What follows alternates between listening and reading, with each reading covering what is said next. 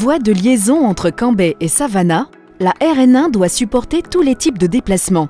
Accueillant à la fois le trafic de transit et du trafic local, cette section est la voirie localement la plus chargée de la Réunion, avec près de 90 000 véhicules par jour. Bloqués dans les bouchons, les transports en commun perdent fortement en attractivité. Enclavé et accessible essentiellement par un radier submersible, le quartier Jacot et la zone de loisirs sont difficilement accessibles, autant en voiture qu'en transport en commun.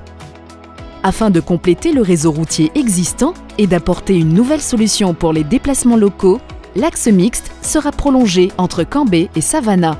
Premier maillon d'un principe de maillage global, il s'articulera avec des projets futurs et complémentaires, comme la création de nouveaux ponts sur la RN1 et sur l'étang Saint-Paul.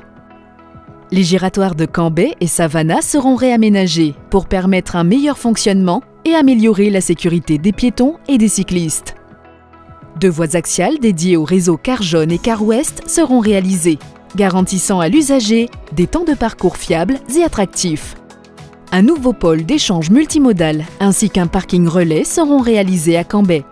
Ces aménagements modernes permettront de nouveaux échanges entre le réseau Car Jaune et le réseau Car Ouest et ouvriront de nouvelles possibilités de desserte du quartier. Une piste cyclable, la voie vélo régionale, est également prévue tout le long du projet, afin de permettre une circulation des cyclistes et piétons dans des conditions améliorées. Le recalibrage de la ravine La Plaine diminuera le risque inondation. Le projet permettra également la suppression du radier submersible grâce au désenclavement du quartier. Il sera remplacé par une passerelle pour les piétons et cycles. Le prolongement de l'axe mixte sera l'axe principal de la première phase d'aménagement de la plaine de Cambrai dans le cadre du programme Écocité. Un traitement qualitatif des aménagements et un programme paysager ambitieux permettront de répondre aux ambitions de l'Écocité.